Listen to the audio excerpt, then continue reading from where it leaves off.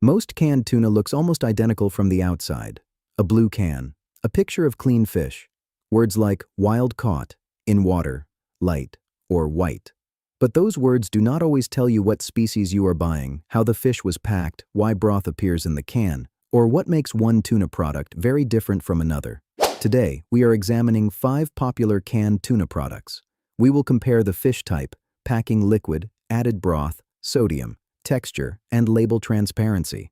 And at the end, I will show you 2 options with unusually short ingredient lists. But first, you need to understand one phrase that changes almost everything in the tuna aisle. Light tuna is not the same thing as white tuna. And the product with the most premium-looking label is not necessarily the one with the simplest formula. That distinction matters because canned tuna is not one uniform product. 2 cans may both say tuna in water. They may sit beside each other on the same shelf. They may even be used in the same sandwich. But one may contain darker, softer fish from a smaller tuna species. Another may contain pale, firm albacore. One may be packed as small flakes. Another may contain larger, more intact pieces. And one may include broth or additional functional ingredients that are easy to miss when you only read the front. None of that automatically makes the product dangerous. But it does mean the front of the can gives you only part of the story. Before we examine the brands, let us decode the 4 words that appear repeatedly in this aisle. Light, white, chunk, and solid. Light tuna refers to a category that commonly includes skipjack, although some products may also use species such as yellowfin. The flesh is usually darker, the texture is generally softer, and the flavor can be more pronounced. White tuna refers to albacore. Albacore is usually paler, firmer, and milder. The word white does not mean the tuna was bleached, cleaned more thoroughly, or made from a purer part of the fish. It identifies albacore. Then there is the difference between chunk and solid. Chunk tuna is packed in smaller pieces. Solid tuna is built around larger, more intact sections of the fish. Those words describe the physical form inside the can. They are not a simple ranking from bad to good. Now that we know what the basic terms mean, the labels become much easier to compare. And the first can shows why in water does not always answer the question shoppers think it answers. Number 5. StarKist Chunk Light Tuna in Water. This is one of the most familiar products in the tuna aisle. The front immediately gives you 3 pieces of information. It is tuna, it is packed in water, and it is presented in the chunk light category. The phrase chunk light tells you to expect smaller, softer pieces rather than a large, firm tuna steak. It also tells you that this is not white albacore, but the phrase does not necessarily identify the exact species used in every individual can. That matters because light tuna is a broader category. The company describes the product as wild-caught tuna with a mild flavor. The 5-ounce can currently provides 20 grams of protein according to the official product page. But the part that deserves attention is not simply the protein number. It is how much information the front gives you compared with how much remains on the back. In water describes the main packing medium. It should not automatically be interpreted as a promise that the only ingredients are tuna and water. The current package remains the final authority. Formulations may differ by package size. Nutrition values may also differ by can size. And even the company notes that the appearance of the package may vary. That is a useful reminder for every product in this video. Do not rely on an old image from the internet. Do not rely on a label you remember from several years ago. Read the can that is actually in your hand, because the next product shows how one additional word in the ingredient list can introduce another label question.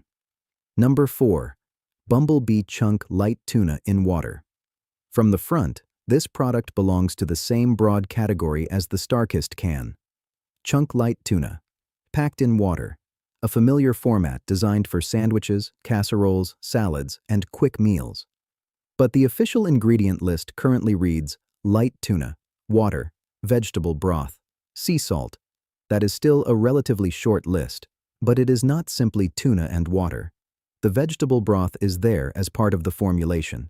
Broth can help support flavor and consistency across a mass-produced product. It may make the product taste more uniform from one can to another. And its presence is not evidence that the tuna is fake. But the broth changes the label conversation because a shopper may reasonably assume that in water means water is the only added liquid. That is not what this ingredient list says. The package also demonstrates why allergen statements should be checked carefully. The official product page displays different allergen statements for different versions or package formats. Some identify tuna and soy. Another displayed version identifies tuna without soy. That does not mean the information is contradictory. It means the exact package matters. Different sizes or formulations may not be identical. For most shoppers, that may not change the purchase. For someone avoiding soy, it can change everything.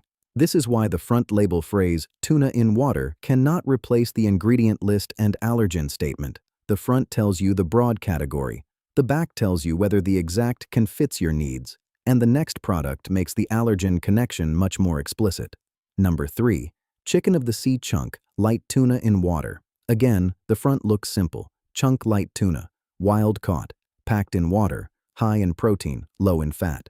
Those statements help position the product, but the ingredient panel currently gives us the more complete formula: chunk light tuna, water, vegetable broth containing soy, salt.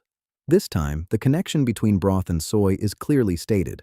That is the detail a shopper can miss when choosing entirely from the front of the can. The words "in water" are accurate. The tuna is water-packed, but water is not the only additional component listed. There is also vegetable broth, and the broth contains soy. This is a good example of why an ingredient does not need to sound alarming to be important. Vegetable broth sounds ordinary. It may serve a straightforward flavoring function. But for a shopper with a soy allergy or someone specifically avoiding soy, its presence matters. The lesson is not that vegetable broth is inherently bad. The lesson is that broad front label language cannot communicate every relevant detail. There is another difference worth noticing. The official nutrition information for the 5-ounce can currently lists 360 milligrams of sodium. That number should not be compared casually with another package unless the serving sizes are also comparable. One company may display nutrition for an entire drained can. Another package size may show multiple servings. A lower-looking number can simply represent a smaller serving. Always compare the serving basis before deciding which can contains less sodium. So far, all 3 products have been chunk light tuna. Now the category changes. The fish becomes paler, the texture becomes firmer, and the label begins to look more premium, but the ingredient list does not necessarily become shorter. Number 2. Chicken of the sea chunk white albacore tuna in water. The most important words here are white albacore. They tell you that this product is made from albacore tuna rather than the broader light tuna category. That usually means a paler appearance, a milder flavor, and a firmer texture. The word chunk tells you that the albacore has been packed in smaller sections rather than as one large, solid piece. For shoppers who prefer a firmer tuna salad or more visible pieces of fish, that may be appealing. But a more premium-sounding species name does not guarantee a simpler ingredient list. The official ingredient list currently reads: chunk white tuna, water, vegetable broth containing soy, salt, pyrophosphate. This is the longest ingredient list among the products we have examined so far. The vegetable broth again introduces soy, and pyrophosphate appears as an additional functional ingredient. That word may sound unfamiliar, but unfamiliar does not automatically mean unsafe. Pyrophosphates can be used in food processing for technical functions involving moisture, texture, color, or product stability. The responsible question is not, does the ingredient have a complicated name? The responsible question is, what function is it performing, and does its presence matter to my purchasing priorities? A shopper looking only for tuna, water, and salt may decide this is not the formula they want.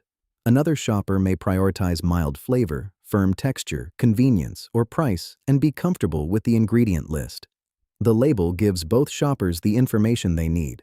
The problem begins when the front of the can is treated as if it were the complete formula. And that brings us to the final popular product. It uses the same premium species category, but there is still another distinction hiding in plain sight. Number 1. StarKist chunk white albacore tuna in water. The front of this can tells you that the fish is albacore. It also tells you that the fish is packed as chunks.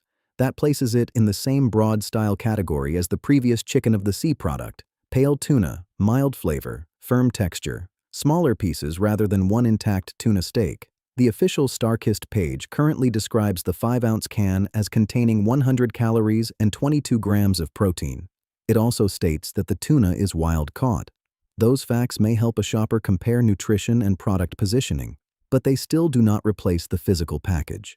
The official page notes that packaging may vary, and the available information may differ by can size. This is why online comparison should be the beginning of label reading, not the end. When you are standing in the store, check 4 things. First, the exact ingredient panel. Second, the allergen statement. Third, the serving size used for the nutrition facts. And fourth, the sodium amount on that same serving basis. The word albacore gives you meaningful species information. The word chunk gives you meaningful texture information, but neither word tells you the entire formulation. This is the central lesson from the 5 cans. The tuna aisle is not organized around one simple scale from bad to good. It is organized around several separate questions. What species is used? How large are the pieces? What liquid was added? Is broth present? Are allergens introduced through that broth? How much sodium is listed? And is the formula built primarily around fish, water, and salt? Or does it include additional functional ingredients?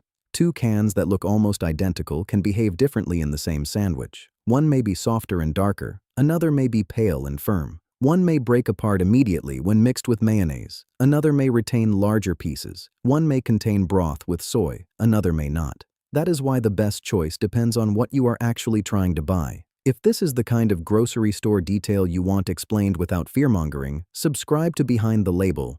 Now let us examine 2 products built around noticeably shorter ingredient lists. The first contains 3 listed ingredients, the second contains only 2. But even here, shorter does not automatically mean better for every shopper. Simpler option number 2, Bumble Bee Prime, solid white albacore tuna in water. The first major difference is the word solid. Unlike chunk tuna, solid tuna is built around larger, more intact pieces of fish that can create a firmer, more steak-like texture when the can is opened. The second difference is the formula. The product is positioned around 3 basic components: tuna, water, sea salt. That is noticeably different from formulas containing vegetable broth or additional functional ingredients. For a shopper whose priority is a short, immediately recognizable ingredient list, this product may be easier to evaluate. But the comparison should remain honest. This is solid white albacore. It is not a direct replacement for every chunk light product. The flavor is milder, the flesh is paler, the texture is firmer, and the larger pieces may behave differently in recipes. Some people may prefer that in salads, wraps, or dishes where the tuna remains visible. Others may prefer softer chunk light tuna in casseroles or heavily mixed sandwiches. Price can also differ. A premium albacore product may cost more than a conventional chunk light can. So the shorter formula answers one question. It does not automatically answer the questions of value, taste, texture, or recipe performance. The next option takes the ingredient list even further in the direction of simplicity, but it also changes the meaning of the liquid inside the can. Simpler option number 1, Wild Planet Albacore Wild Tuna. The official ingredient list currently contains albacore tuna and sea salt. There is no added water listed, there is no added oil, and there is no vegetable broth in the basic formula. The company explains that the tuna is cooked directly in the can and remains packed in its own natural juices. That means the liquid you see when the can is opened is not necessarily water that was poured into the package. It comes from the fish during cooking. The company recommends using that liquid rather than draining it. This can change both flavor and recipe behavior. A tuna packed in its natural juices may taste richer than a product packed with added water. It may also retain more of its natural oils. And because the nutrition panel is based on the complete contents, draining it could change what you are actually consuming compared with the listed values. Again, this does not make it universally superior. It is albacore, not chunk light. The texture and flavor are different. The package may cost more, and shoppers may have separate questions about fishing method, sourcing, mercury, or sustainability. Those are legitimate questions, but they are not answered by ingredient count alone. A 2-ingredient label tells you that the formulation is short. It does not tell you everything about the product's environmental impact, nutrition, value, or suitability for every person. That distinction is important because ingredient list simplicity can easily become another misleading shortcut. A long list is not automatically evidence of danger. A short list is not automatically evidence of perfection. The ingredient list is one decision tool. It becomes more useful when combined with species, serving size, sodium, allergens, price, sourcing, and the way you intend to use the product. The next time you see tuna in water, do not stop at the word water. Look at the species. Look at whether broth is present. Check the allergen statement. Notice whether the fish is chunk or solid, and compare the sodium. If it says light tuna, remember that you are looking at a broader category commonly associated with smaller tuna species and softer, darker meat. If it says white tuna, remember that the product is albacore. If it says chunk, expect smaller pieces. If it says solid, expect larger, more intact sections. Then turn the can around, because a front label can accurately describe the product while still leaving out the details that matter most to your purchase. In water does not necessarily mean tuna, and water are the only ingredients. White does not mean purer, solid does not mean universally better, and a shorter ingredient list does not settle every question. The best can is the one whose species, texture, formulation, sodium, allergen information, price, and intended use match what you are actually looking for. Because the front of the can tells you what category the company wants you to see, the ingredient list tells you what is actually inside.